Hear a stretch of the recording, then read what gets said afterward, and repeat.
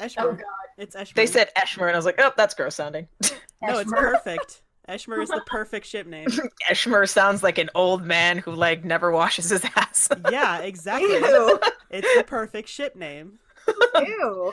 I was like, wash your hands, dude. Don't touch me. Ugh. God. Nasty. Thanks for that visual. Yeah, nasty. Well, I'm just saying. I'm just saying. That's what I hear. That's what I think. It's the perfect ship name, and you cannot taint it. Mm-hmm. Okay. Gross. All right. Quick recap. Sorry, I'm yawning. I just woke up Of course. because of night shift. So quick recap of the events of last session. So much shit went down. Let's bust open my session notes. Lots of shit. So, Davin disappeared, which turned out not to be a problem until the very end of the session when you realized he had unknowingly taken the jagged sword with him. In his Like, oh disappearance. fuck. Escher sent a letter to the Spires of the Morning explaining what happened to Lathander, sent by Mama Tremaine. Ember almost used the Scroll of Wish. And then didn't. And then didn't. Tricked out of it. You don't know that. Buck was like, yeah, that's cool. That yup, he's alive. Mm-hmm. Defo. Sign. Sure is a sign. And then after all of that, they went to save Baku's mom, which turned out to be a big thing. That wow, that was sure was a thing. Rugen led them straight into a dragon's horde. It's a trap. Full of cultists, and a single woman who turned out to be an emerald dragon in disguise, and who further turned out to be Baku's biological mom, it seems like. Right. You go to save the mom, but it's the real mom. It's like, wait, mom, can you help me find my other mom? They also met what they think is the cult leader, a man named Varain. Varain. And The invisible dude. yeah, the invisible dude who took something from that Moran, the dragon mom, called the Ledgers. Dragon mom. They also met up again with Mordenkainen, which was a blast from the past. Murdy Kearney! Murdy Curdy. And that is pretty much where we left off. They were still in the cave when last we left our heroes. And Moran is starting to make preparations to leave. Hi, Mimi. Yeah, hello. She's starting to make preparations to leave. She says that the way I see it, there are two things that are the most important. There's rescuing Baku's mother, who is still missing, and retrieving the jagged sword. So we should is probably true. take the sword thing. She says, it's up to you, although I will say that as the guardian of the Avatar, I have a sort of a low-level awareness of at all times of where exactly it is, and we need to do two things at once. It might be better if we split up. Never mind. You're better equipped for this. I mean, also, she can literally fly so she can see the carriage. I can literally. Oh, this is true. Baku's like, I don't like the idea of us splitting up, but it does seem necessary. She says, I'm not sure where your mother is, Baku, and she kind of looks at Ron, and Ron is at this point steps forward and he says, while Rugen was off trying to can I help you with something? Okay. Mimi, I'm trying to do a podcast. No, I'm trying to do a podcast right now. Please stop yelling. Mimi does not care about the podcast. No. No. She doesn't. She's like, I'm a cat. Fuck your podcast. Yeah, pretty much. Anywho, so Ron steps forward and he says, while Rugen was off trying to fetch Baku, I was listening in on their conversations, and I heard the cultists mentioning that they had taken the rest of the clan to Waterdeep Dive, and I want Ember and Vasha to roll plus int. Okay. Water. Okay. Oh no. No, sorry, Deep Water Dive, not... Deep water. Okay. Oh no. All right, Ember, the Deepwater Dive, it's not on Tremaine land, but it is also not far from the edge of where your property is. It is so called because it is a small cave filled with a very deep underground lake. It has sort of a dark history surrounding it. People go missing around that area quite a lot. And you didn't know about this? Like, this is happening near your house. Come on. That's not technically on Tremaine land, so technically the Tremaines don't have to give a crap. Yeah. That's true. We're sorry about it, but also it's a lot of effort. Do you We even don't- go outside? There's Yeah. also a very easy solution, which is don't go there, you know? Right, Mhm. exactly. That's what we tell people. Okay, so I tell everybody else that I'm like, there's a very scary place outside of Tremaine. We generally say to people not to go there, but I guess we have to go there. Well, you know those lands best, What Vasha and Ember Ember. tried to do was like a dare when he was a kid and like chickened out at the last minute. Like- 100%. 100%. That's be canon. That, Yeah, that's You can't canon. take it back. It is you. definitely the kind of place that is like dare worthy. Like there are weird sounds that come from that place at night, and everyone's afraid of it. Sounds about right. So I think Ember tells a story, but when he tells it, he's like, "Yes, so I bravely went to the cave." And I'm like, bullshit. Josh like, "You I've wet known your you pants." Your whole life. I have known you your whole life. That is a fallacy. He's so sure of it that he's like, "Let's go." Moran turns to Mordenkainen and she says, "I suppose it wouldn't. Is it an imposition to ask for your help in this matter?" And Mordenkainen immediately shakes his head. He says, "This is why I came. I came when I started feeling the earthquakes, which have not stopped, by the way. I haven't really mentioned them just because, you know, human error. But yeah, it's about every day now. The earthquakes will rumble." There's never any like significant property damage that you can see, but they're always difficult to ignore. Moran grabs a few bags full of supplies and she starts heading for the mouth of the cave. Last minute questions. Is there anything you guys want to ask either her or Mordenkainen? And it looks like she is insisting on bringing Rugen and Rand with her because Rugen cannot be trusted and Rand doesn't trust Rugen in the same way. And wants to make sure he doesn't fuck anything else up. Baku is like, my siblings, my brothers, everyone. A round of A round applause. of applause. Where will we Oh man, I feel you. where will we meet you when it's time? She says, "I will meet you back at the Tremaine estate." And it's a mystery how she knows about the Tremaine estate. She's an ancient emerald dragon. She can know whatever she wants. Ember's like, "I'm very uncomfortable with everyone seeming to know where my house is." Baku is like looking around the cave like, I'm really sorry to leave all of this. It looks so cool. She looks back kind of wistfully and she says, yes, my hoard it's quite impressive, but, you know, there are more important things to be done." So Right. Ember pipes up. And he turns to her and asks, "So before you go, can I ask what the ledgers are?" She hesitates and she says, "The ledgers, they were kept by my mother and her father before her and his father before him. It goes back centuries down our bloodline, millennia even, to time immemorial. So far as I've been able to put together, it documents where and when the shards of the Anvatar were moved, where they existed. It even documents the fact that they were broken some several millennia ago." So it's just basically a record of where and when they are. Yes. So he can't do anything with that right now because we have all of them, and She says, Varain is quite smart, and I wouldn't put it past him to quickly put together that the very powerful magical artifacts that you have are in fact the shards of Anvatar once he figures out that they were broken. Well, and also one of them was on the family's old estate. yeah, okay. So I'm thinking that as soon as we rescue Baku's mother, we've got to book it back to the Tremaine estate. I'm starting to get very concerned about my mother. Yeah, no kidding. No kidding. She says, "I understand. It's a very reasonable fear to have.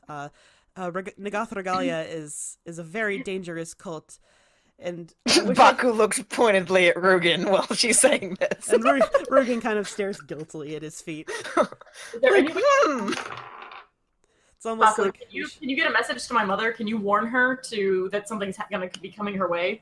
Hey, that message cantrip. That is true. I can do that. All right, you have a limit of 25 words per spell. 25. Oh, got Yeah. it. Like a fucking tweet. Yeah, it's It's just basically like- a tweet. Yeah.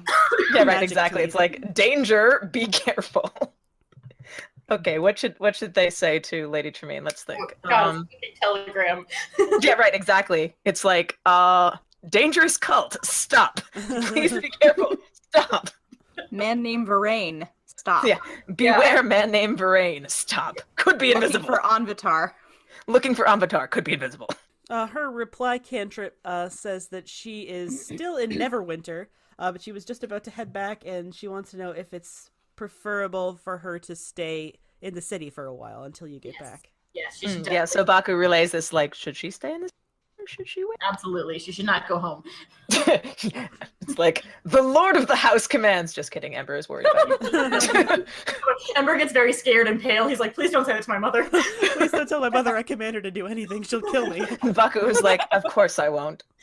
And relays like, Ember is worried about you. You should stay where you are. She says, when you are about a day and a half from the estate, let me know. I'll meet you there. Okay. Perfect.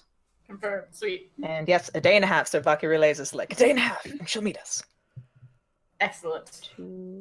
Any last minute questions for Ron, Rugen, Maran, or Mordenkainen?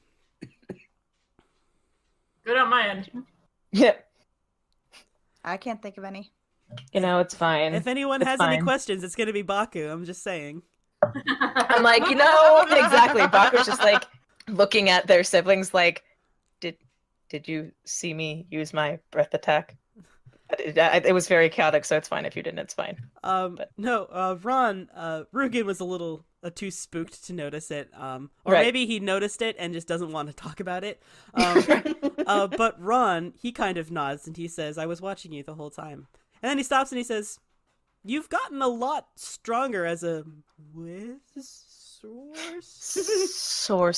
Sorcerer. Close. Magic user, yes. Yeah, they're like, magic?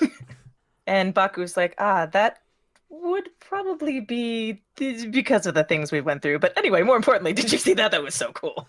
Says it was pretty cool. And he pauses and he says, listen, I know we've had disagreements within our clan, and I know that technically that you're not related, strictly speaking, but I want you to know that I still do consider you my sibling, and I hope that I'm still your brother in your eyes.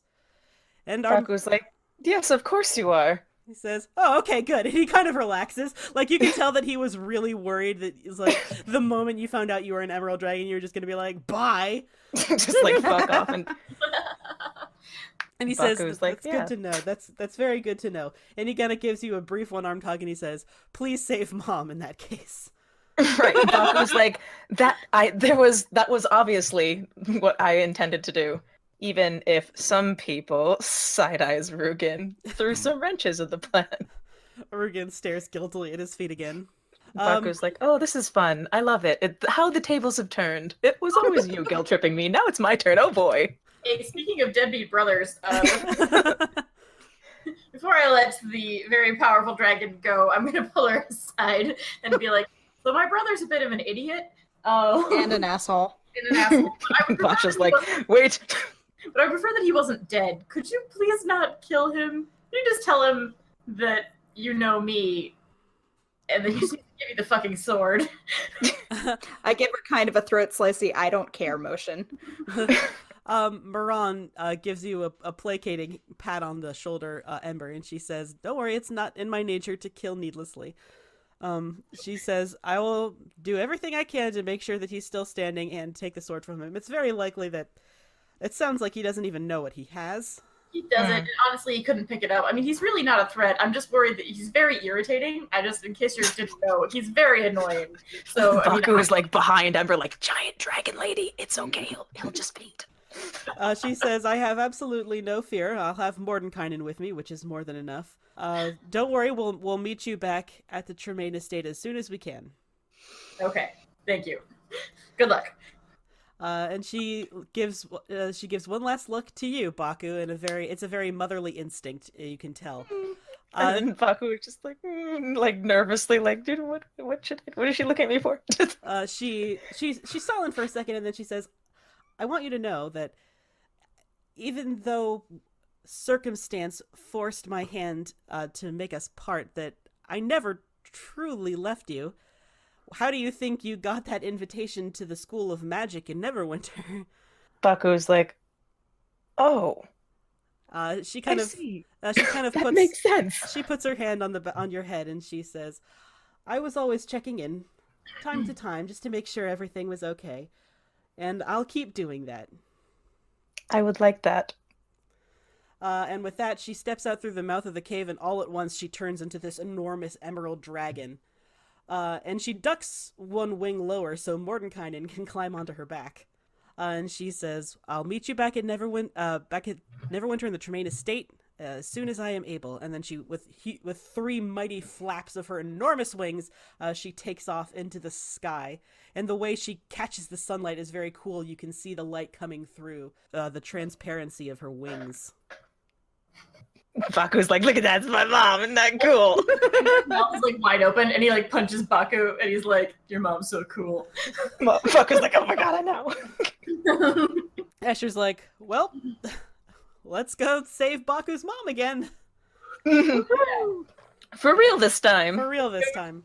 Creepy place that we tell people is a bad idea to go. People disappear, and it's fine. We're gonna come back. Let's go. It's probably nothing. You know what? We've been to hell and back. I don't know if I actually am concerned about anything anymore. Baku is like, by the way, Rugen, how did you even meet this cult? He says one day that they just showed up and our mother was gone and they claimed to have knowledge of where she was and offered to help us. And I guess they probably... And then Ren slaps him upside the head. Like, and you fucking believe them like an idiot. Baku's like, of all the people to make this mistake, I just don't understand. You hate humans more than anybody I know. Rugen's like, "Look, our mom was missing. I was scared. She's the authority figure in the family. I didn't know what to True. do." I don't even Baku's know like, your "It's mother, but she's true." terrifying." Baku's like, yeah, true. She is terrifying. And he says, "Okay, well, be careful. Good luck, I guess." And they head off on their separate ways, and Escher's heading down the side of this isolated mountain toward where they know the carriage is. You pile back into the carriage and you start the long road back. Is there anything you want to talk about on this particular journey? Back toward the Tremaine Estate? Who's driving? I imagined Escher, but it could be anyone. Yeah. Ember is driving. He's the only one who knows where we're going. Oh, okay, fine. Both of you can be up there and being all lovey-dovey cute, whatever. Making out. The carriage is carrying around, and you're like, "What the hell's going on?" The carriage is going in a giant circle. So I repeat the question. Anything else wants to talk about?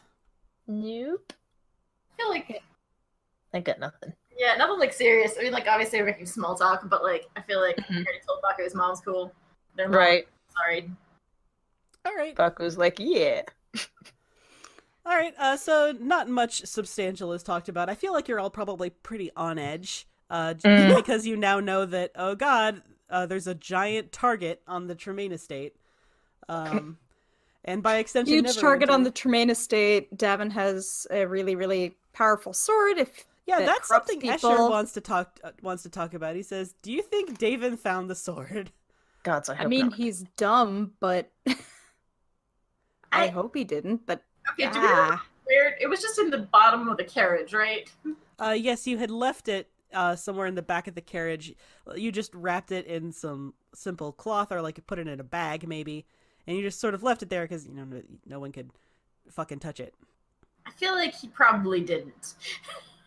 I feel like it's just sitting in the bag somewhere, and he hasn't opened it. He was kind of hightailing it out there, and he's presumably like driving the carriage, right? yeah, Yeah, that's what I would think. and Escher says, "Well, I'm sure he didn't know he had it when he left, but the question remains: Do Has he you found it think since? he found it since?" Yeah.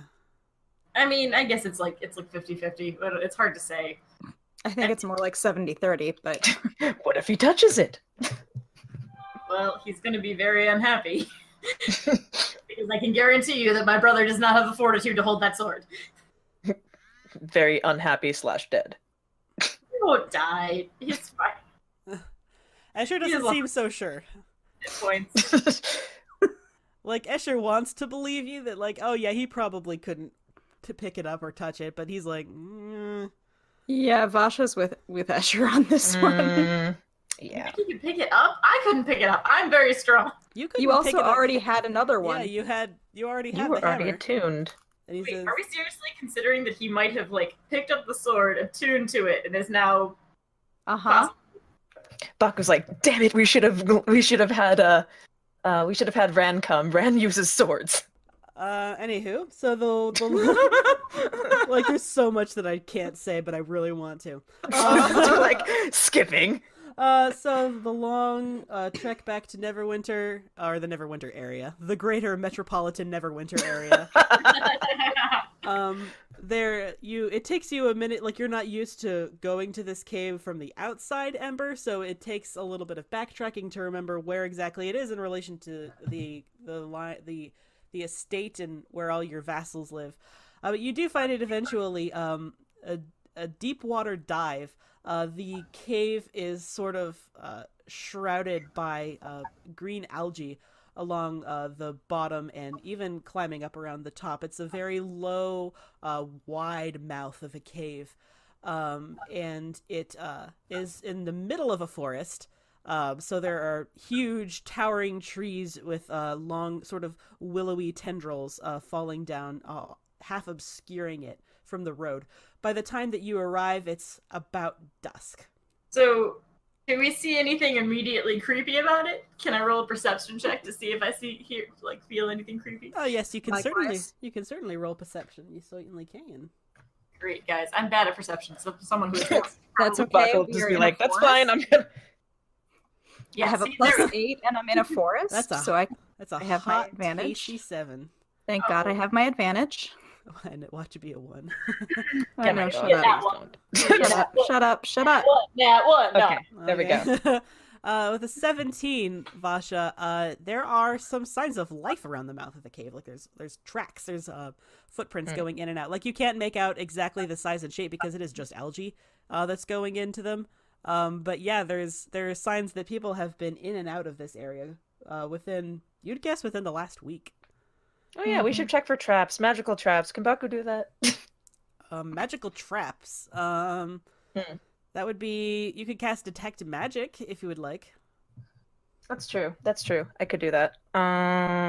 Let's do that. Yes, because that's a level 1 spell. So who cares about that? Yep. So Baku's gonna cast Detect Magic around to make sure there's nothing. So do we need to walk carefully? All right. When you cast Detect Magic, the moss algae, the algae, lights up very faintly. It is very faintly magical, but with a Detect Magic without something a little more specific, that's all you can really tell. Mm-hmm. Okay, well, let's go. Ember gets out. Can I roll one of my hilariously bad nature checks? What are you See looking if I for know anything specifically? about the algae? Yeah, all right. It's going to be a pretty high DC, but you can try. Yeah. I mean, creepy usually means ancient evil magic, but okay. Yeah, no, that didn't work. Wait, can I roll a nature check? No, Arcana check. We're like, wait, before we go into the cave, let's cast magic on it. This is the curse of the overly cautious D&D player. Hmm. We have 5 million checks. Yeah. Okay, no, you got an 18. Sorry, an 18's not going to do it either. This is quite arcane knowledge. It's algae. Now Baku's gonna be the one that's like, well, okay, I'm done checking. We're done checking. Let's go inside. Okay, I do. So Ember's not gonna just charge in there, especially if he doesn't have magic anymore. So not quite the powerhouse we used to be. So I think we probably should maybe someone should try to stealth this. Maybe someone should cast Pass Without Trace on all of them. Yeah, maybe somebody's stealthy. Escher's like, I don't need that. And he fucking vanishes. Yeah, right. Escher doesn't need that. Oh yeah, Escher just disappears. Why?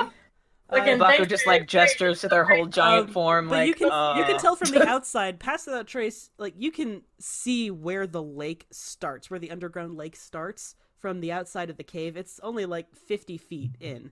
So casting Pass Without Trace would be a little bit overkill. Okay, that's fair. Okay.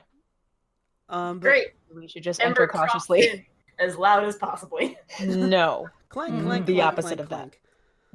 I mean, I don't really have a choice, guys. I have a lot of Yeah. weapons. Plate armor gives you disadvantage on stealth. That's true. So Escher's fucking gone somewhere. I'm too muscular. Alas, I am too muscular for stealth checks. too large and impressive. Yes, that's true. I like flex my muscles as I trump. So the cave itself is quite small. Like I said, it's only like 50 feet until you are at the edge of the underground lake. It's a very wide cavern, and then the water is... your detect magic lasts a minute, I believe, Baku. So when you come up to it, you realize that it's not the moss... It's up to 10 minutes. Oh, okay. It is not the moss that is magical. It is the water feeding the moss that is magical somehow. It is glowing faintly. You can't immediately tell what school of magic it is. You think it probably doesn't have a school. Like stuff like magic water usually won't be associated with any particular school of magic. It just is magic. But yes, it is quite magical, and you don't hear anything except the occasional drip, drip, drip from a nearby stalagmite or stalactite, whichever is the one from the top. I don't remember. I don't either. So it's just a lake. It's just a lake. You do With not know how magic water. deep it is. With magic water, yes. Jump in. You know what? Like, the player being terrified of water, I don't want to go anywhere near it. Oh no. But Baku's like, it's magical. I want to go look at it. I'm like, no! Things with tentacles are gonna leap out and you're gonna die. So I definitely am not gonna jump in because I am wearing plate armor. And Yeah, I was exactly, thinking you'll that sink. we're drowning. Do we? So unfortunately, with no magic, I am not allowed to help with any of these things. Is there any way we can try to like sense anything else, or It's just a lake, my dudes. Yep. something? It's a So big what else- underground what lake. else is around? What else is around? Nothing. We have a person that could help us track, perhaps, where these signs of life lead. Yeah, that's true. Good point. I feel like we have a ranger for that. The signs of life are leading out of the cave. Oh, okay. Vasha, you noticed it was like whoever was inside was foraging. Okay. Okay. Reach down, find a pebble. Oh, mage slap the water. Mage slap the water, I yes. mean, yeah. Do it. With that's a charge. I don't want to use any. It is only one charge. Oh I my think. god, guys. Like, I'm sure there's a pebble here. Right, exactly. Let's do that Just gonna instead. You chuck look for a pebble. in. All right. Otherwise, yeah. Va- Baku's gonna be like, poke it with magic. All right. Vasha leans down, picks up a pebble, tosses it into the water. The ripples spread out, and the way that they bounce on the water surface, it almost doesn't look quite natural. Like every time the water peaks, there's a subtle glow right underneath the ripple. And for a while, nothing happens. But eventually, something comes up from underneath the surface. It is dark and it is difficult to see, and then suddenly a head and a pair of shoulders comes walking up from underneath the surface of the water. And for a moment, none of you are quite sure what you're looking at. The skin of this creature is sort of mossy green. And you realize that because it is also literally covered in moss, and it has sort of slimy, translucent scales. And then, somewhat belatedly, Baku, you realize it's your mother, like the one that raised you, not the bird that birthed you. She is covered in moss. Her eyes are sort of translucent, glassy white. And she is staring, not quite at you, but in your general direction. And then from behind her, more heads rise up, all of them green dragonborn, covered in this moss, with glassy white eyes, and they all come slouching up out of the water. You're like, I don't like this. I don't think we should be here. Let's go. Baku's like, no, these are my clan members. We cannot leave them. This is your family, Baku? This is your family? Yes. This explains it. Vasha, roll, what would this be? I guess this would be nature or arcana with advantage. Okay. Whoa. Do I need to roll again? Yeah, no, a dirty 20 is gonna do it. So it's so obviously that these dragonborn are being controlled somehow by the moss or something like that. Like they're covered in moss and they're obviously not themselves. But then you recall when after the massacre at the hunting lodge, you did a lot of research on a lot of different types of monsters. And fairly early on, you ruled out a particular type of monster because it was mostly aquatic. It was called an aboleth. An aboleth is an aberration that existed in the primordial planes. It still does exist, mostly in the elemental plane of water, but it has been known to stray into the primaterial plane. Their defining characteristic is that they are able to sicken humanoids with a disease that makes them semi-aquatic and puts them under its control. Crap. How do we cure So it? you're gonna share that with a disheartened Baku who's like, oh no. Oh yeah. Oh yeah. Oh yeah. I am sharing. So yeah, all obviously of Baku that. is becoming more and more pale. Their scales are losing color. I don't know how this works. Like Dragonborn physiology, they're just like, oh. All right, Okay, so question, how do we get rid of it? Yeah. you with your same dirty 20 roll, Vasha, it would take a pretty beefy like a heal spell would do it, or something stronger. Like heal is a 6th level spell, and it would take something as strong or stronger to get rid of the effects of the aboleth's thrall. What if we kill it? Nope. Actually, killing an aboleth doesn't remove the thrall. It just disorients. It's those controlled by it. Okay. How close are they to us at this point? They are Asher, all... wherever the fuck did you go? You don't know. He's a ghost. They are all standing at the water's edge, staring not quite at you, but generally ahead. It's very creepy. It's very Night of the Living Dead. Oh god. Like Ember edges backwards, his hands on his hammer, and he stage whispers to Baku. He's like, "Why don't we go outside and discuss our options?" You really Like- want to turn your backs on them? I know, I was like, how are we going to they I might don't follow walk us. backwards. Do you not walk backwards? I guess that we could. We need to discuss how we're gonna do this. Yeah, maybe we should find some. Baku feels very reluctant about leaving. Baku, use message, find Escher. Escher is still in the cave, and you just can't see him. If you Right. need to say something to him, you could just say something, and he'll hear you. That- Right, I was like, Baku's like, you I could didn't just want to talk. just holler it. Hmm? I didn't want to just holler out, but it's I not don't know. it's not a particularly large cave. At its widest, it's maybe 80 feet wide. He can don't definitely know. hear you if you just speak. Yeah, Right. that's fair. I just didn't know how intelligent these things were. That is a good thing to Val, the wonder. player, did. That is even Vasha, the character, doesn't know how intelligent thralls of an aboleth are. Yeah. Are we really not gonna go outside and talk about this? Or are we just gonna stand here creepily waiting for them to attack? suppose They are we not could go. attacking. It seems like at this particular moment they're more interested in guarding, probably where the aboleth dwells. All right. So we can try to back Let's up and back get out. up, and as I'm taking a step back, I ask Escher if the shard that he has, the crown, has any charges of heal or something equivalent. You feel a tap on your shoulder, which you think is Escher's way of saying like out, get out. Yeah. Right. Yeah. Okay. That's So sneak- let's get that's- out. That's mole sneaky boy. Sounds good. I like that plan. Okay, so we retreat out of the cave, creepily walking backwards. Can we please, all of us are just slowly sidling backwards? Right. Awkwardly. So you all make it out to the mouth of the cave. The figures don't move; they're still staring at you. And Escher just appears behind you at some point. He says, "What'd you need, Vasha?"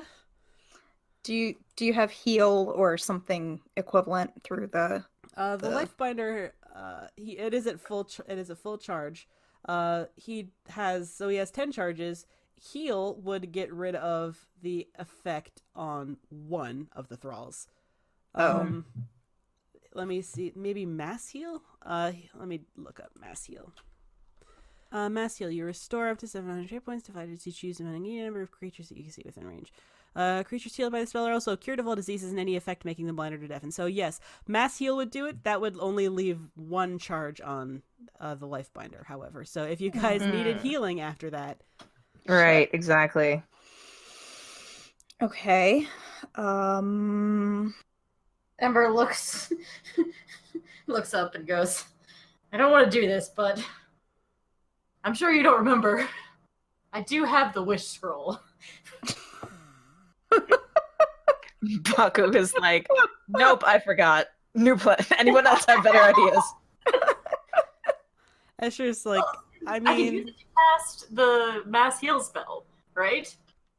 yes, you could use it to cast Mass Heal. You can duplicate the effect of any spell without needing regents. And it doesn't have the same damage effects. If you right? use it to duplicate a spell, then yes, it will not have any of the negative drawbacks. But Yeah. you would also be wasting your spell, your wish spell. Yeah. Well, not wasting it, but you would be using it.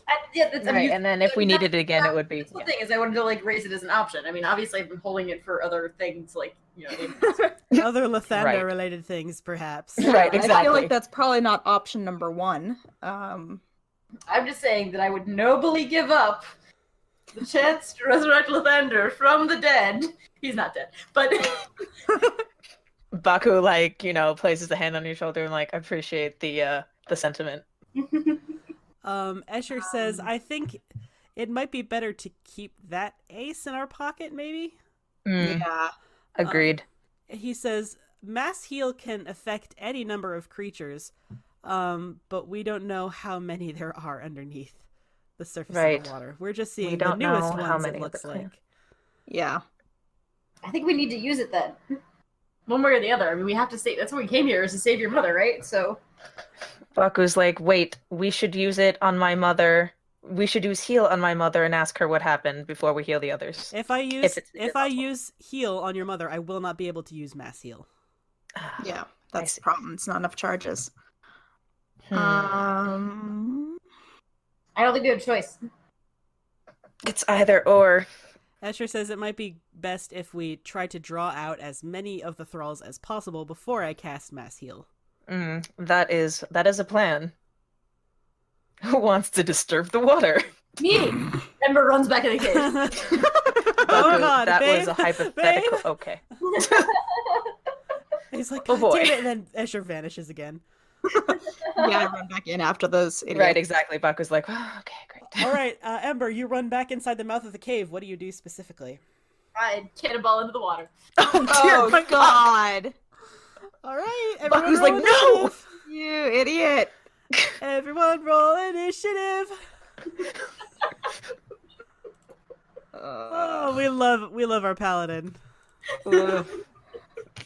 Ember is a Dumb Bitch, a 4-part series by Ember Tremaine. All right, what's It's like, I'm Ember Tremaine and I never learned how to read. what's up? My name is Ember Tremaine, and I never fucking learned how to read. All This is right, meme reference. This is basically all those like Jackass shows, but like Right, exactly. That's exactly Oh, what Ember God. is. the initiative has been set. Ember cannonballs into the water, and Ember, the moment you do, you can feel this foul necrotic magic saturating the water around you. And you can also feel something slithering past your feet underneath the depths. And first up in the order is Vasha. Nothing has really happened yet. There's not a whole lot you can do. You can maybe ready an action or something. Yeah, I think I'm going to ready an action to use my bow on anything that tries to attack, I guess. All right. You're good. You're keeping it trained on the water or more on the thralls. On the water for the moment, because I'm more concerned about the aboleth. I should mention Plus that I- the moment Ember fucking did a fat cannonball into the middle of the water, all the thralls turned and stared at him. Yeah. At the water for the moment, I do have the horde breaker thing that allows me to target another creature. So Okay. You ready your action, and you train it on the surface of the water, now rippling quite noticeably. Ember, you are next up in the order. Something just brushed past your foot. It was very creepy. This is my worst nightmare player, not Buck. I was like, I hate water.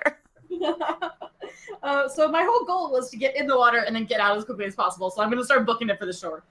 What is your swim speed in I was like, plate can armor? you swim in No! plate armor? Plate- That's a thing. Yeah, I mean, yeah, swim speed is actually a thing. How does plate armor impact swim speed? Oh god, there's every question has been asked on the internet. So you got about with your sick cannonball, you got about 20 feet into the water, and you are only able to get about 10 feet back to shore on your turn. Okay, wait. This is very important. Was it a sick cannonball? Did it look real cool? I mean, Is Escher impressed right now? Okay, wait, this part is Escher cut is out though terrified because you right said now. the wrong name. Escher is terrified right now because you just dove into a water that almost certainly has an aboleth inside of it. It's like, am I going to marry a corpse? Corpse Corpse Bride 2. Or groom, rather. Corpse Groom 2. Anywho, the Escher looks terrified. I mean, it looked about as cool as a paladin jumping into an evil lake can look, which I don't know how Right. how cool that An is. evil sentient lake, yeah. So super cool. Okay, that's fine. And then, after the end of your turn, you feel something snake around your ankle and drag you back underwater. Motherfucker. And Escher, you hear Escher just lose his mind, and he fucking dives into the water immediately the moment he sees it happen. God. That was his turn, actually. So he just fucking dives right into the water, and he cannot take a turn after that. Baku, you are up. Point of order. Can I see? You cannot. It has anything? not. It has not breached the surface of the water. No. Okay, so I just saw our paladin disappear and our rogue. And then, jump yeah. after And it. then the rogue. And then Our his rogue jump after, his yeah. rogue fiance freak the fuck out and dive in after him. Ay. Oh boy. Next up in the order is Baku. Okay. Hey, friends and family, thanks for gathering here. Thank you. I'm sure you're all wondering why I've gathered you here today. Exactly. I can tell you now that the difficulty from this fight is going to be completely tactical. The monster itself is only a CR 10. Like, you know, if it were on a level playing field, you could totally smash it. So Right, okay, the so let's difficulty see. is definitely tactical. Let's see what the Breath of Arcana can do, because like all of these spells, like I don't want to cast anything on the water because it will affect anybody that's in it, like my friends. Do you have sleep? I do not know. Hmm. Hold person? Mage hand? Can I don't know. Mm-mm.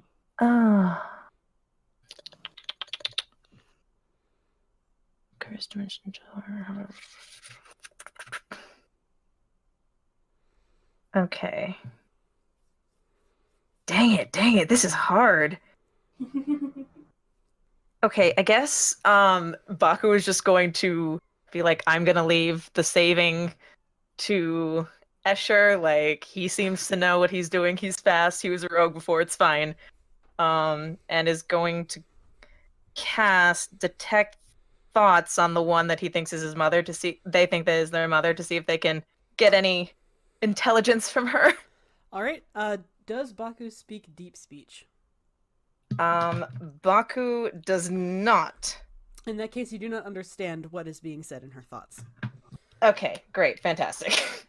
And it should be noted that normally, like, this spell, you can just detect like there are no language barriers with detect thoughts, and this is not Right. even your mother's voice. Besides, it is though something else's voice is mumbling in her head, and it is in a language that you cannot understand. Okay, well that sucks. It sure do. Next up in the order are the thralls. The thralls are all going. Half of them are going to go back into the water to investigate what happened, and the other half are going to advance upon you, Baku, and you, Vasha. I'm going to have them do a collective roll because there's like 20 of them, and I just don't want them. And they don't even have a modifier. Does a 13 hit either of you? I think it might hit you, Baku. AC. Yeah, AC. Then probably. Yeah, nope, it don't. Nope. It don't. Okay, so these are not particular, like, they're not monsters. They're like level 5 dragonborns or whatever that just happen to be under the thrall of this aboleth. So they kind of ineffectually, like Romero zombie style, claw at you, but you're able to fend them off without much difficulty. Next up in the order is Vasha again. Anything you want to do on this turn, Vasha? Yeah, I actually want to use the Earth Shaper to use the spell Control Water. Okay. Ooh. Can you read off that Ooh. description for me, my sweet elf? Yeah, it's like 4 pages long. Oh god. Give me the Copy give me the pasta. cliff notes.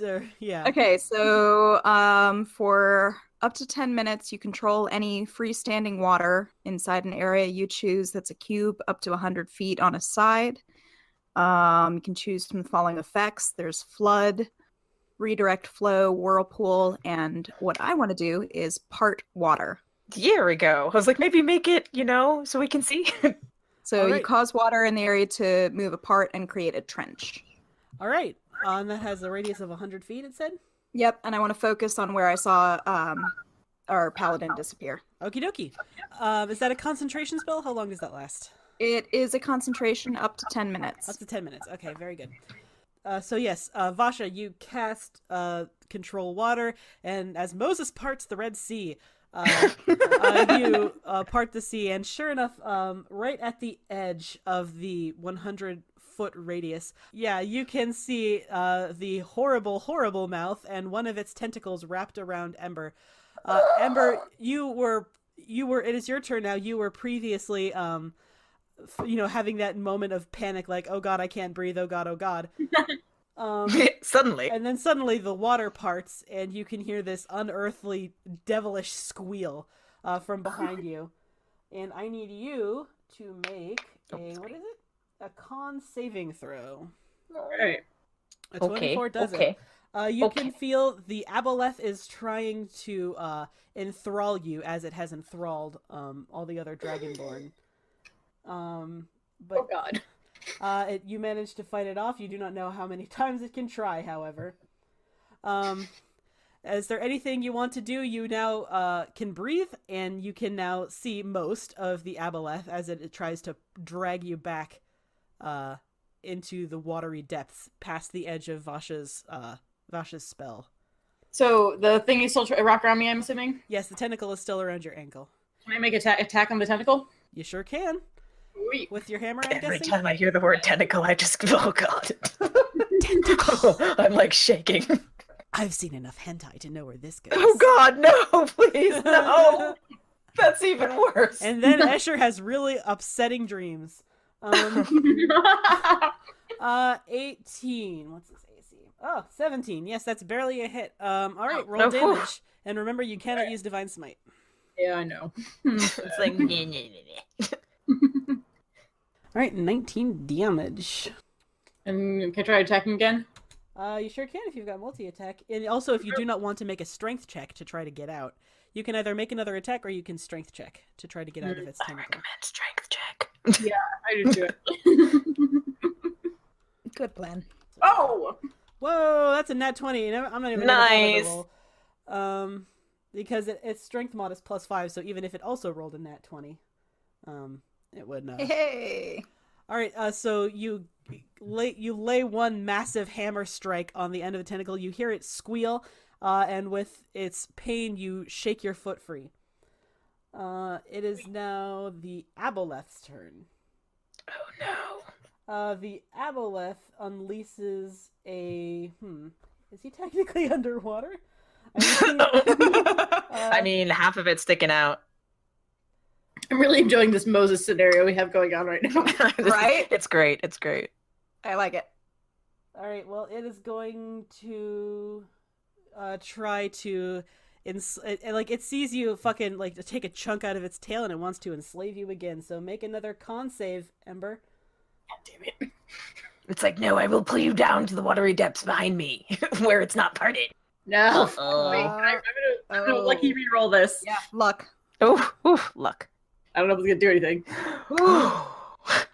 I Maybe. hate to tell you this, but it can do this. It just can keep doing this. Oh god. God. The water around the Aboleth starts to shift, both in color and in form. It really... It's called a mucus cloud. No! It is extremely gross, and mucus is technically not water, so it tries to jettison the mucus out toward you, and you are going to take... It's going to be just hit you because Escher's off to the side of it, so you're going to take 18 acid damage, Ember, as it hits you with this jet of foul-smelling mucus. And then it is going to use its non-bludgeoned tentacle to try to grapple you again. So we need to make another strength check. Okay. It's almost like diving into the water with the aboleth wasn't such a hot idea. I stand by it. Really? Really? Stand by my idea. Nope. That's a nat 3. So, you managed to fight it off again. Escher, it is Escher's turn. He's going to... Not such a bad idea now, motherfucker. Escher is going to use his sneak attack damage. There we go. He's going to leap out Gotta love from that flank.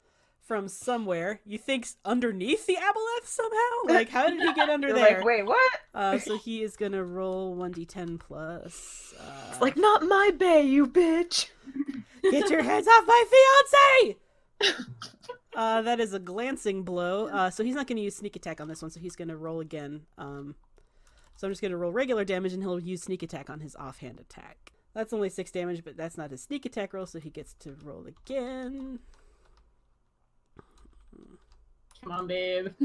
There we go, dirty 20. Mm-hmm. You get that tasty, tasty sneak attack damage. All right, so that is a total of 96 plus 3. Plus 3. Alrighty. That is nice. a lot of damage. Okay, 38 damage. Alright, so Escher appears underneath it, and you just see his short swords go underneath through the bottom of its mouth. And there's like this fountain of blood and mucus pouring out from underneath it. Unfortunately, Escher's going to have to make a con save as well, because he's coming in contact with the mucus. What's his con mod? Plus 3. Ooh. Ooh. Oh no. Oh no. Okay. Oh no. You see this fountain of blackish mucus like rain down onto him, and Escher, you can hear him coughing and sputtering until abruptly he's not coughing anymore. Oh no. That's all that no. happens on this turn. Oh, Baku, no! You're up. Ember is like, oh no. He's like very, so he's like running forward. Obviously, I can't do anything, but like next turn. Okay. Oh, shit. How are we gonna do mass hit? Mm-hmm. It's me. It's a me, Baku. Okay. What do? Right. So I don't want to use too many, like anything too high levels. So, oh, the damage, the type you choose. Yeah. Okay. Yeah, you're right. That's actually a pretty good one because that's a level 1 spell. Great. So let's do chromatic orb I'm with confused- lightning I'm damage. confused about why you don't want to use a high level spell, but okay. Chromatic orb. All right. Because I want to save it for later, okay? Just in case something worse than a mind controlling aboleth comes along. Yes. Okay. Yes. All right. So chromatic orb. Does he have to make a dex save or what is it? Let's see. You choose. No, it says make a ranged spell attack against a creature you can see within 90 feet, That's the aboleth. and then so make a ranged yeah, spell the attack. aboleth. So 19 is a hit, so that's 6d8 total lightning damage plus your spell plus b8 again. there we go. 29 damage. All right. It's not quite dead because for some reason we don't want to use a higher than a first level spell at level You know what? 15. You know what? Next up in the order is the Thralls. The Thralls are all going to try to attack you again. Actually, this time they're going to try to grapple you. So they are going to try to grapple Vasha and Baku. I need you to make a strength check. oh. Oh, but they rolled a nat 1. Never Okay, mind. good. But they failed. they failed because I'm they so rolled a glad, nat because 1. otherwise we would have had a bunch of water, and that would have been great. Yeah. So that's all the Thralls can do. Vasha, you are up. You are still surrounded by Thralls who are trying to grapple you, but so far they have not succeeded. How's it? Yeah. Tessa, Yeah, how's they- it looking? Yeah, how does it look? It's looking pretty good. It's almost like the glass cannon should have actually used a 5th level spell or something. Hey. But no, just in case something worse than the aboleth comes along. Caution, okay? At my funeral, please feel free to say that. I just didn't think it was worth a higher level spell slot. You're fine. Baku's like, shut up. This is my clan. And my mother. It has my Mother, blood back. mother. Also, I don't know how we're gonna heal. Yeah, this is not good. Crap, sorry, I'm trying to see what I can do while I'm trying to maintain concentration on a spell, because I haven't done that. I don't believe you can cast another spell. You can attack. I can you- attack. I you- can. I You Can do that. Move. You can. Any free actions are fine, obviously. I Yep. think the main thing is you can't cast another spell while you're concentrating on a spell. Yep. So I can attack though. So I am gonna pick off some of those, or try to get some of them away from me. I guess. The thralls. Thralls. Okay. Or how do you- no. I'll go first for the aboleth first. Because I've got 2 shots at that. If it gets me next time with the Yeah. Then we'll all be fucked. Yeah. There we go. There we Does it already go. hit? Does it hit? What does new high score mean? Okay, roll damage. You can't. Lightning arrow is a spell, right? So you can't cast it, but you can just do Right. regular. Yeah. Okay. I'm just doing my regular fancy Lathander arrows. Sweet. Are we going fire or are we going lightning? Or It's or radiant. My bad. Fire or Radiant. radiant damage. Yep. It lights up the dark cave. Yep. Bright flash. 17 damage. Excellent. I'm gonna do it again. And 21. All right. So that's 17 and 21. Yep. Okay. Alrighty. It is still kicking. Okay. Okay. How many thralls are like coming toward me? You are surrounded by 5 of them. As is Okay. Oh, no. I'm gonna use my multi-attack volley to pick a bunch of them off. You're You're gonna gonna kill Baku's clan. Yeah, No, Baku was no, like, I'm yelling, going no, like- don't. They I'm are. going for the leg. They're Okay. Yeah. Well, What else am I supposed to do They about are 'em? very weak. They are very weak. If you attack them, they are probably gonna die. They're like Okay. at level 1. Okay. All right. Fine. All right. I guess that's all I can do then. All right. Yep. Next up in the order. Who is next in the order? It's you, Ember. Sweet. I'm enraged, and I'm just gonna charge directly at the aboleth with my hammer. By the way, as you charge forward, you can see the expression on Ember's face. Do you remember the Escher's face? Sorry. Do you remember the last time that Escher was mind controlled by someone? It was with the jagged sword. No. God damn it. Yes. Oh God, I'm sorry. And you- That's fine. I could beep it out. That's fine. Yes, you suddenly remember by the expression on your fiance's face. You remember that being mind controlled is his absolute worst fear. And even though Right. he is under mind control, there are tears streaming down his face. So roll that attack damage, or roll that attack roll. Hey, great. That's great.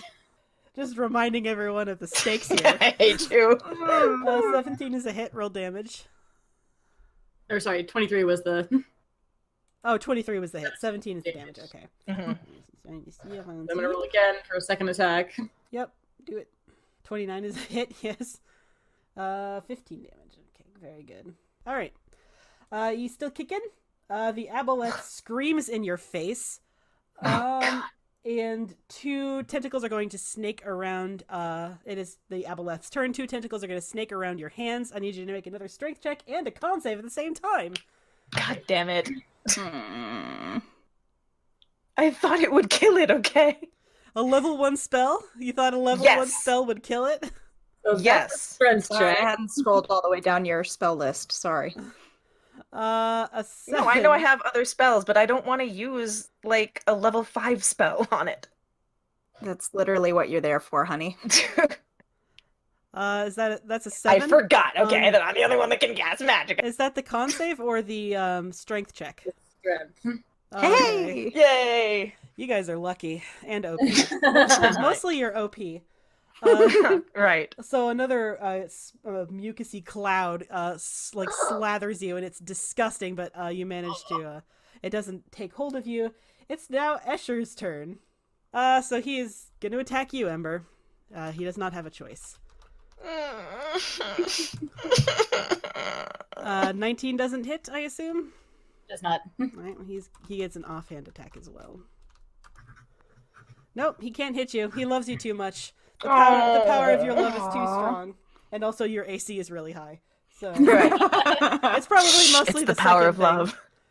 thing. Next up in the order is Baku. Better use another level 1 spell just in case. You know something what? bad Shut your happens. face. You never know when something might happen. You never know. Okay, so Baku sees this happening, like Escher attack Ember. like, fuck no. Nope. This is not happening. So you know what? Fine. I'll do a Don't level sink 5 my spell. How about that? ship! What? Yeah, let's do a level 5 spell because I don't want to do prismatic spray. That's too random. Yeah, so we're just gonna cast Cone of Cold at the Abelah thingy. Cone of Cold. So And you can careful yeah. spell Cone of Cold, correct? yeah, careful spell. Yeah, so my friends are not in there. So it's 60-foot cone. Must make a con save throw. That's not going to do it. That's Yeah! weak. Yeah. All right, and it is double damage because it's a guaranteed crit. Right, so it would have been 8d8 cold damage. So 16d8 cold damage. Yes, Baku! Finally, the big guns. Right, there we go, finally. 16d8. We knew we had it in you. You were just waiting. You were just dramatic tension. Right. You're a little disturbed by seeing your entire family Right. has Just a little Abelah disturbed, right? They're like, thralls. It's also I don't need to add anything to it, right? Or do I? You add your spell attack modifier, B8. Oh, Jesus. Baku, finally remembering that they're a very powerful level 15 sorcerer, finally casts a spell worthy of their extraordinary capability. There we go. A cone of cold air comes flying out of their hands, and the aboleth is frozen in place, as is the water around it, briefly. Escher kind of collapses onto one knee, as do all the others, and they are struggling. Escher is covered in mucus, and he was just mind-controlled and forced to attack his fiancée. He's not doing too great. But we are technically out of initiative. Right. Ember, like, bodily picks Escher up and runs out of the thing, and he's, like, apologizing as he's running. He's like, I'm so sorry. You're both covered in mucus. It's like It's the gesture is gross. very romantic, but you're also covered in Yeah, no, it's mucus real and, like, gross. That's aboleth blood. It's really gross. Okay, so Baku is probably going to try to approach their mom and see if, like, can you understand me? She can. It's difficult for her to talk to you. Like, she's staring at you, and like there is some recognition in her eyes. But when she tries to talk, like there's like moss growing on the inside of her mouth, and it's pretty gnarly. Right. disgusting. Baku's like, it's fine. Don't try to speak, mother. Like, we'll figure this out. We'll save you. We'll help everyone. Escher, who hasn't been thralled long enough to get any moss growing on him, frantically reaches. He's been wearing the crown backwards and upside down, so it really stays out of the way. He reaches behind the back of his head and he grips it hard. And I give him another con save because he is very, very scared, and he doesn't want to. He doesn't want to do this. He doesn't want to be under a thrall anymore. Oh, it's a nat 20! Yay! That's a nat 20 for our sweet baby boy. All right, Escher grabs hold of the life binder and he casts mass heal. Yay. A wave of healing energy floods out. Everyone is back up to full hit points, and all diseases have been cured. You watch, Baku, as the moss around your mother's face slowly sort of disintegrates away with radiant light. And you can see her eyes clear, as do the eyes of all the other dragons in your clan. And they stand there for a minute, trying to catch their balance and their breath, and look around like, what just happened? And they all start muttering to each other in Draconic, asking, did you just have the weirdest dream? Also, where are we? Whoa, man, that was so high, dude. So Baku is going to hesitantly try to hug. This is not something that they really do in their clan. They're like, mother, do you know who I am? Her eyes are still kind of glassy, but the more she blinks them, the clearer they get. And she stares at you and she says, Bakunawa? Yes, it is. It's me. She says, what are we doing here? Ren and Rugen, they told me that you went missing, so I came to save you, find you, She says, and then save you. She says, missing that. I remember at the clan, there was a stranger that came to the clan, and we were just gonna, kill him and sacrifice his bones to Tiamat, but then he casts Really? some sort So fucked of up. Baku's like, fair, spell. fair. Then he casts some sort of spell. She's like, "Oh, my head hurts," and she kind of like sways and like sags onto the ground to a sit. Yeah, so Baku's gonna like, like try to like help her sit up, like, Yeah, she's in pretty much the same state as all the other Dragonborn. They're at full health and they're no longer diseased, but yeah, they're still pretty weak. What we gonna do with them now? That's So- a good question. Ember is Ember is still his arms around Escher. How's Escher? I mean, I know Escher's not doing great, but Like, Yeah, right. physically, Escher's fine now. Psychologically, this is like, yeah, this is the worst thing that could have possibly happened to him. okay. Hmm. So it's like I think Ember's just like sort of like sitting there cradling him. And he's like, I'm so sorry. I won't ever do that again. I promise, no more cannonballing into like mind control monsters. I'm so sorry. Escher doesn't say anything, though he does seem comforted just by your presence. Oh. Oh, He baby. really does not. Wow, like the mind control thing. He has a lot of baggage assigned to that. So He keeps Right. coming back. I don't know how it keeps happening to him. I don't know. Every honestly, Bad I luck. don't know what DM would keep making this happen to him. no, I swear to God. Honestly, when I designed this fight, I was like, well, like the most dangerous person to mind control would definitely be Ember, right? And then when Ember fucking cannonballed, it was like, perfect, this is my opportunity. But then Ember kept beating his saving throws. Right, then I know. Escher's- and then Escher Ember was like, failed. fuck you. And I was like, all right, I mean, this is happening. God, if Ember were attacking us, that'd be so bad. Oh God, I know. I mean, I don't have spells right now, so you do have that going for you. So Yeah. All right, so what do you want to do with all of these fucking Dragonborns and a very scared rogue?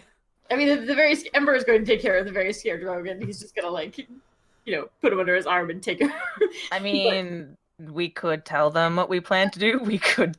Do we have to take him to my house? Do we have to take him to my motherfucking house? It's up to I you.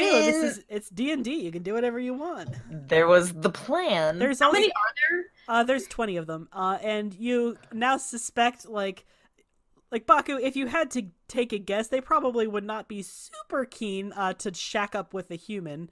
No, they would not. But they're also very scared and they're like they have a distressing gap in their memory, so maybe they would. But yeah, it's. I wonder if like Ember's like, if they need to go to the house, we can do that. But what, Baku, where do you think they may be most comfortable? What do you think would be the best for them?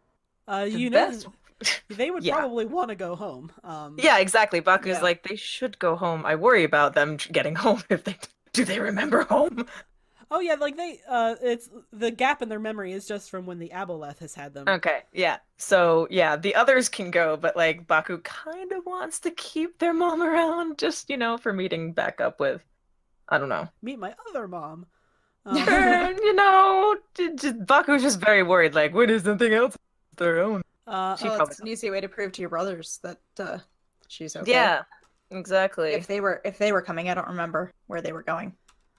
You do not recall either. They just sort of went their separate ways. You think they were going to follow Mordenkainen and Moran, but they didn't climb on Moran's back like Mordenkainen did. You're not 100% sure where they are. So maybe Baku like explained to their mom, like, I met, like, Rugen came to get me, and he's a dumbass, of course, and and then Ran said, like, this is what I heard, and kind of relates the plan and like leaves it up, like, would you come with us, or will you go back home? You're all walking out of the cave by this point. Because, even if the Aboleth is dead, that water is almost certainly still not safe. It's cursed. Yeah. The whole cave is cursed. No. It Right, is leaving filled it. with nope. It's the Nope Cave. Right, exactly.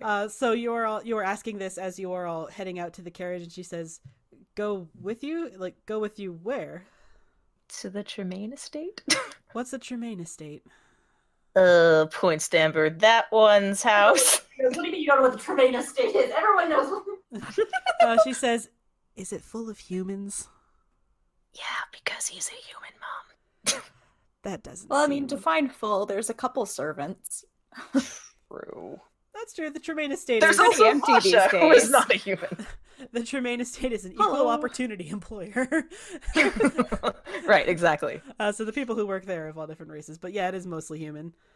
She says, I don't think I would be welcome there. Like she has the like she kind of like projects her own hostilities onto others a little bit. Like I don't like humans, so I assume humans don't like me. Right.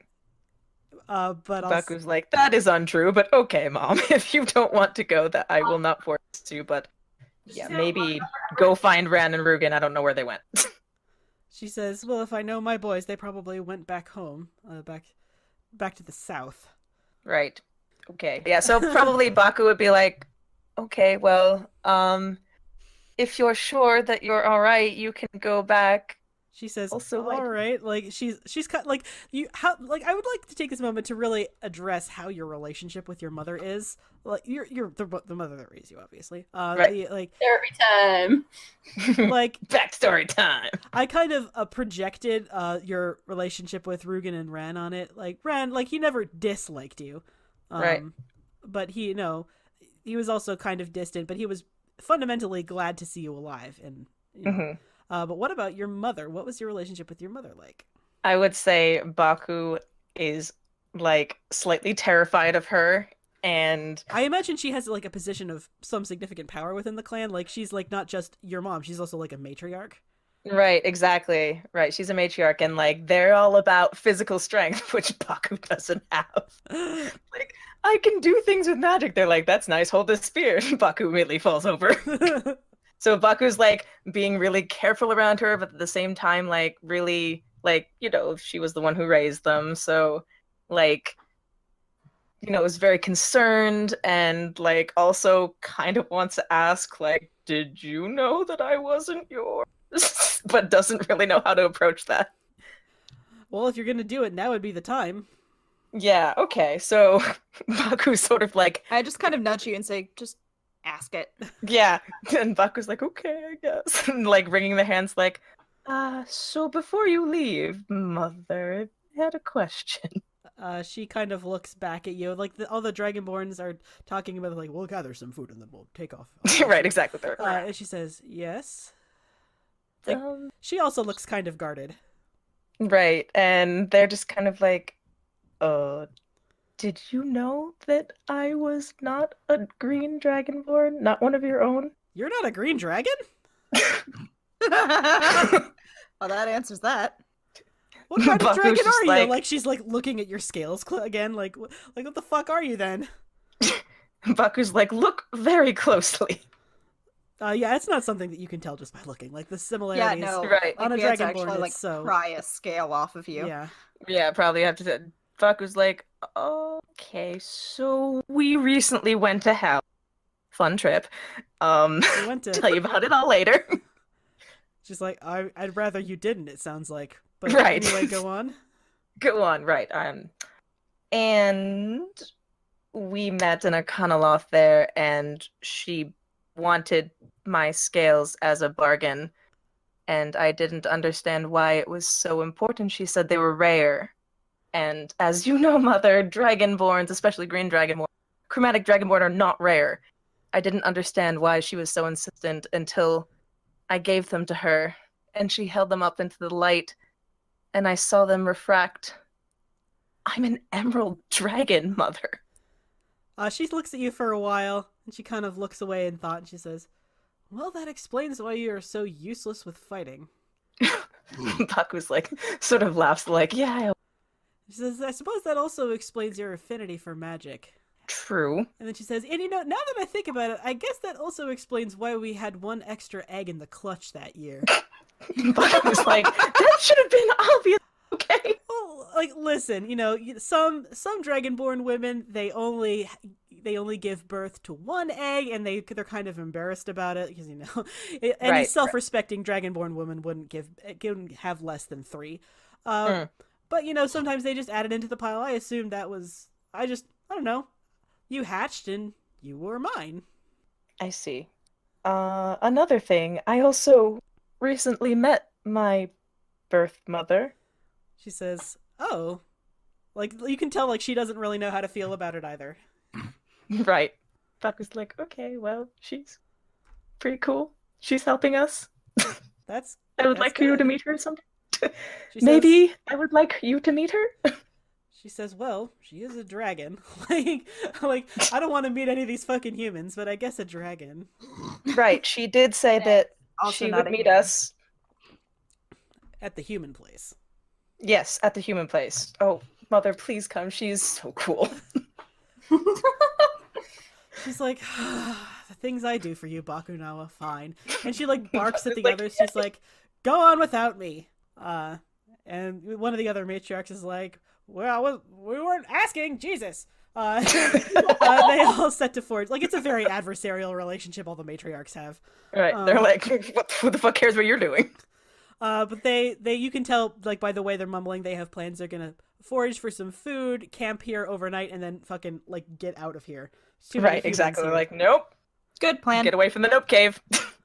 Ember like pulls Baku aside and he's like, I don't know how to say this politely, so I'm just not going to. Can you please ensure that your family doesn't eat any people on the way back? Yeah, there is no polite way to say that. No. Yeah, there's no. Yeah, exactly. Buck was like, Dragonborn don't usually eat people. I heard a lot of conversation about sacrificing people. Sacrificing is not eating, Ember. And also, you know, Baku, from experience probably, for your clan to sacrifice someone to Tiamat, they would have to be back home, which is where they put the bones. Right, exactly. So, can't do that Like, because the- they're not at like, home. The odds of them killing humans, not impossible, but kind of low. Like, you know. Kind of low, yeah. Considering the gaps in their Baku's like, it's highly unlikely that they'll kill anybody. You know, they just want to get back home. They don't like being around all these non-dragon people. Okay, but just, you know, if you could put in a word, that'd be nice. Right. Baku like turns around to like everyone who's there and says in Draconic like, don't eat any humans. And someone in the back's like, why not? Baku's like, or I'll throw you back in the water. You can't do that. We're outside the water now. Yeah, you know, magic. I have magic, shut up. Now, Baku would probably be a good time to magic telephone to Lady Tremaine. Right, exactly. So they are going to ring banana phone message. And let her know that to come home. Yes. Yep. All right. She says that she will meet you there. Excellent. Escher kind of curls up at the back of the carriage like, it happened again. It happened again. He's like that all the way home. Oh. We need to find some sort of like magic artifact. That's I know. Like that makes it so he can't be mind control. Your instinct, maybe Marin knows of some way or some spell. That's Maybe. true. Yeah. That's a good point. If anyone knows something magic, it's definitely Marin. Baku's like, yeah. Either of them. Okay, so I think Baku and Ember talked about that, right? And are like, okay, so definitely whenever we get there, we need to ask more and more. Right. Baku's like, yeah, I saw the stuff in don't know how to call her because my mom is here. My other mom. It's like Maran mom? I don't know. She had really cool stuff. Your birth mother, and I was not intending on you to talk so much with her or like reconcile with her, so I guess I have to come up with a name for her. I'll do that. I'll do that next time. So she piles into the back of the cart, and like the entire time she's like staring at Escher, who's like, "It happened again, it happened again," and she's like leaning all the way back, and every now and then she'll lean to you, Baku's like, "What's wrong with that one?" Baku's like, it's complicated. Lots of, talking in Draconic, like, it's lots of history, bad history. Ember like looks at her defensively and puts an arm around Escher and is like, if you don't like what you see, you don't have to look at it. She's like, touchy. So you make it back to the Tremaine estate without any incident. Everything seems quiet. Aside from the occasional servants, the servants meet you at the gate and they take your horses and everything, and they send the carriage back. You do notice that there are now 2 carriages in the stable that you can see from near the entrance of the front entrance in the foyer, and one of them is the one that Davin took. Oh. And okay. the moment you go inside, you can tell automatically, like, Mordenkainen's weird long cloak is like hanging up over. It's not even hanging up. Like, there's like a coat rack, but he probably didn't see it or something because it's like over a plant. I just like throw it out. Did he throw it on one of my plants? He definitely threw it on No. one of the Definitely did. Ember gets very upset. But you find them easily enough. When you go into the sitting room, Mother Tremaine, who looks like she just barely beat you back, she's still wearing her traveling robe and everything, and she's still got the dust of the road on her. She is serving Mordenkainen and Moran tea, and with them is Daven. Uh-huh. How does David look? He looks a little intimidated, like he's got Mordenkainen the Magnificent on one side, and he's got this person that you are willing to bet he saw transform into a dragon. at Right, some point. exactly. And also the mother who can't look at him without crying, and the younger brother who he betrayed, and the elf he never liked but also hates his guts. And also this really judgy cleric and sorcerer. Right. And the random dragonborn who does not Right. look happy at all. Baku and Escher are probably just like, glaring, like. Okay, so I think the first thing I do is I give my mother like a big hug, and I'm like, I'm so glad you're safe. She returns the hug, of course, and she says, "Sit down and have tea right now. All of you, have tea." Baku's like, Gladly. no I complaints. take Gladly, the glass. exactly. Very, very Conversation quickly. about how the process of healing your tea does not have healing powers, but okay. I think Baku is like offended, like, excuse you. It has healing Ember's also powers. he leans over to his mom and he goes, "We're gonna have to take care of Escher. He went through a bit of a rough time." Sure, Tea she's is like, good for that. tea. She hands Asher tea. He's like, okay, okay. He just kind of takes it. He drains the entire cup in just one long sip. Aw. It's like, can I have more, please? I give him my cup. It's gonna be he such a good he immediately takes your cup of and just drains that one. That's fair. Okay, so then I turn to look at David and I'm like, I would say welcome home, but I don't really want you here, so it would be disingenuous. David, he looks contrite down at his feet. And Moran says, well, I did bring him back for a reason. She says, we need to talk about the jagged sword. Oh no. Indeed. Oh no. Okay. I know what happened. And Mordenkainen says, relax. He did not attune to the weapon. Oh, thank God. Okay, never mind. I don't know what happened. Everyone like, And Moran says, but I would like to make the case that he should. No! She raises one hand. She says, hear me out. She says, the jagged sword is an incredibly dangerous and potent weapon, and you have seen what it can do in the hands of a god. Wouldn't it be safest in the hands of some cowardly, weak-willed, unbelievably petty ranger just, like, from who shrinking knows on us. where? The laughing is in character. Baku like turns to their mom and is like, see, she can say mean words just like you. Your mother doesn't say anything. Like, she's still she just doesn't feel comfortable here. There's way too many humans. Right. And she said, and besides, the jagged sword, by the way, has been laid out on the coffee table like some horrible, horrible ornament. She leans over it and she places one hand not on it but near it, and she says, I was watching you, Baku, when you fought Asmodeus, because of course I was. I couldn't not. And she says, I saw what happened when you fought Lathander. And she looks at you, Ember, because you were right there. You were right in front of it when Asmodeus killed Lathander. And she says, you saw what happened. Remember? He killed was Lathander, absorbed. and there was a golden light that came into the blade. Yes, it was absorbed. His soul was absorbed, and the only way to release all the souls trapped within the jagged sword is for it to gain a new wielder. That will release the souls? She says, yes, the count of souls resets with each new attunement. Wait, we had the power to do this all along! This, for the benefit of anyone listening, this one-handed sword does 1d8 slashing damage plus 2d8 necrotic damage with plus 5 to hit. If the sword deals a killing blow on any living creature, it absorbs the creature's soul, and the necrotic damage increases by 1d8. This value is reset each time the blade gains a new wielder. So anytime someone new attunes to the jagged sword, it resets to just 2d8 necrotic damage. And all the souls inside of it are released, she says. Ember's got like this like dawning look of horror on his face. And he's like, this whole time. She says, it's no trifle. Attuning to the jagged sword is dangerous. Anyone wielding it is dangerous. it's best if it's someone weak and controllable and not very interesting or useful. Baku was like, yes, this does all sound like Daven. Ember looks over at David and just wants to see like how he's reacting to being called a coward on like 15 different occasions. Daven, his head is down. He's not saying anything. Oh Lord. Uh, Ember looks up at Moran and he's like, I don't like it, but it might be the best choice we have. But before we do it, I need to talk to David. Okay. David looks up like he really does not want to talk to you.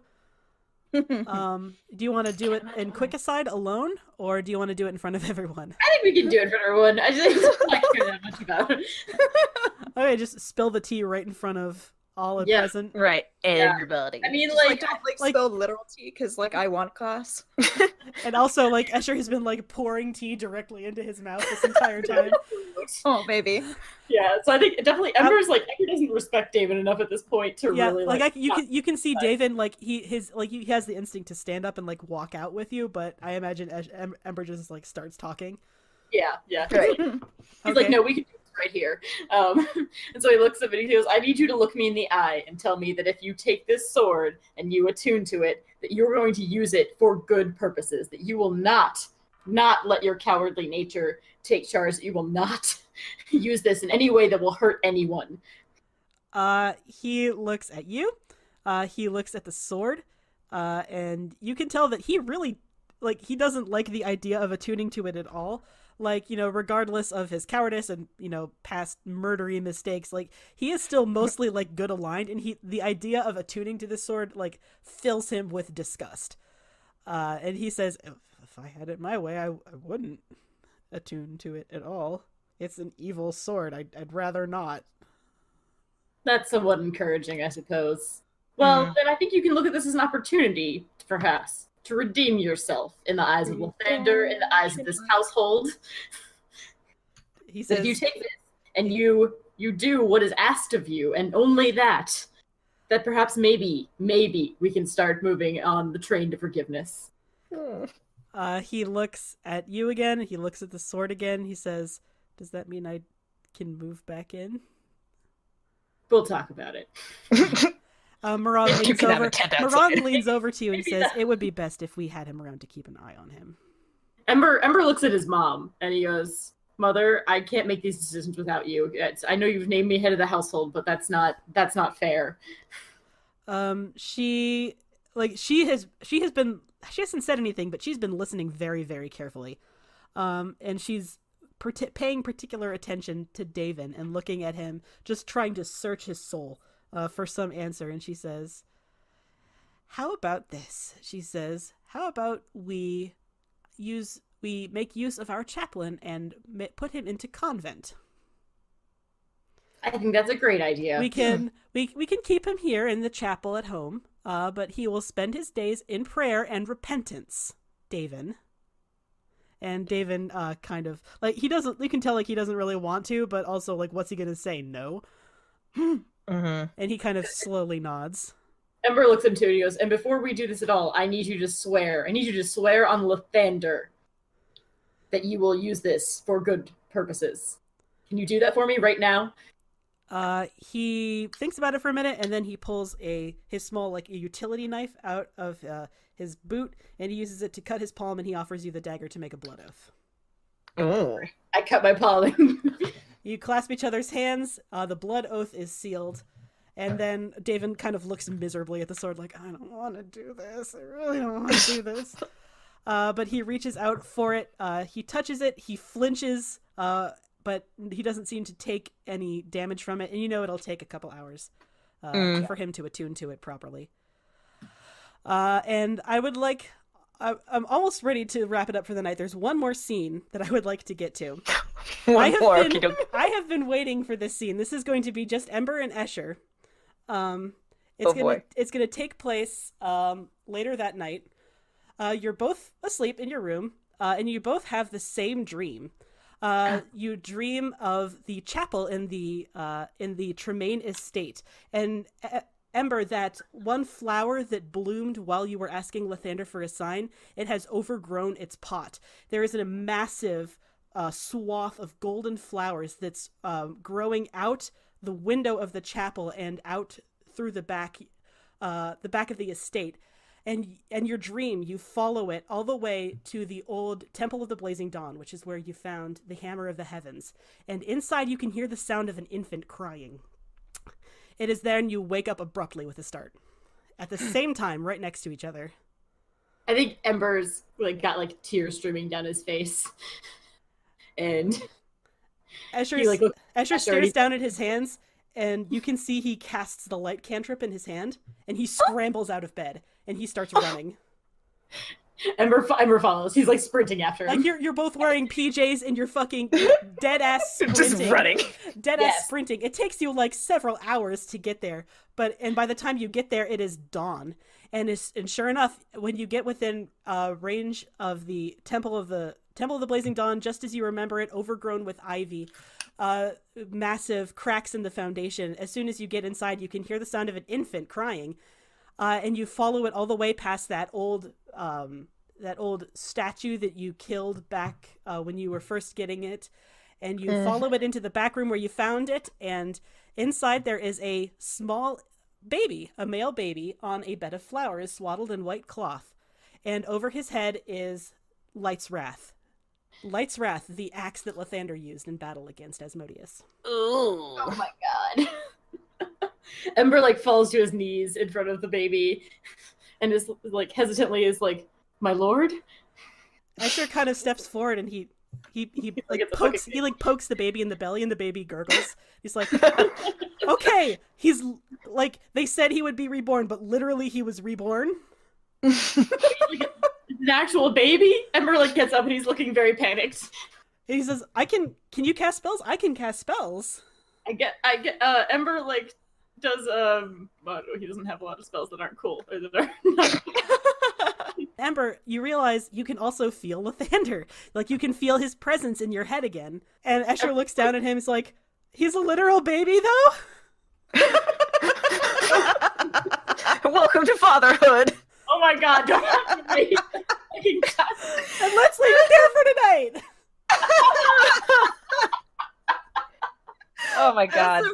I love You have a literal baby god. This is actually really